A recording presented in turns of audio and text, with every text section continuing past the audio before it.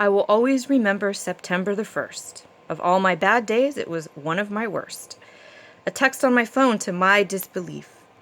The DEA wants to get rid of a leaf.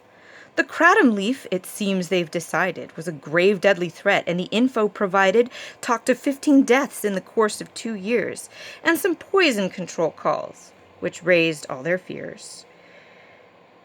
So I did a bit of research, as I love research so, and I found the numbers they gave were comparatively quite low. 15 deaths over 2 years' time, let's say per year that's 8.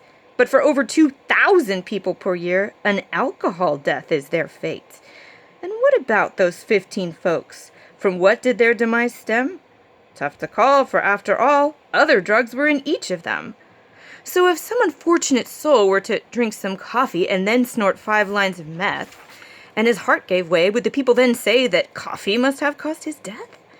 And what about those CDC calls? In 5 years, 660 reported. But in just 1 year, there's 100,000 calls from Tylenol recorded. So I really can't see how all of these figures add up to an imminent threat. So the question arose as I put on my clothes, is there something going on I don't get? There's an estimated 3.5 million who drink kratom tea nationwide. I thought maybe the DEA just needs to know and just needs to hear their side. For what are all these tea drinkers like, and why do they drink kratom brew? Are they just into drugs? Are they burnouts and thugs? When they drink it, what do they then do? The average user is middle-aged, 30 or 40 or more, and when they drink their tea, they do things like sweep and mop the floor. Many of them go get ready for work, or go coach a Little League game, or bake some cakes, or grill some steaks. Nothing which would cause them shame.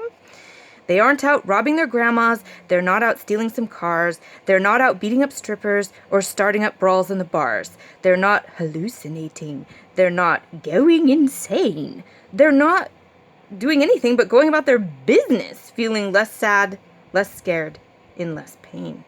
And so, myself and the others we called the DEA. The man who answered the phone was known to bemoan all the calls he had gotten that day. We called, we wrote, made videos. Look, you can easily find. But still, it all was not enough. The DEA would not change their mind. And then it became quite crystal clear the DEA had their own plan. It didn't matter what data they got. They just wanted the ban. So then we knew it would not be simple. It wouldn't be easy or quick. When you're up against someone who just doesn't listen, truthful facts are hard to make stick. So endless pressure, endlessly applied. We buckled up. We were in for a ride. We called. We faxed. We emailed. We marched in the States and D.C.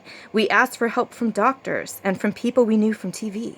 We asked for help from Congress and Johns Hopkins University. We asked for help from everyone, from A to good old Z.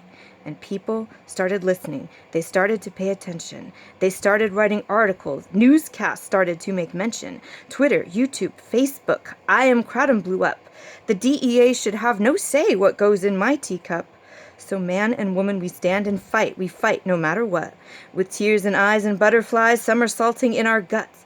We fight when hearts are pounding, even if our voices shake. For quality of life is something no one has the right to take. We fight when we are fired up. We fight when we are tired. We fight when we are feeling a bit less than inspired. We fight when we wake up and when the workday's done. And when do we stop fighting? We fight until we've won.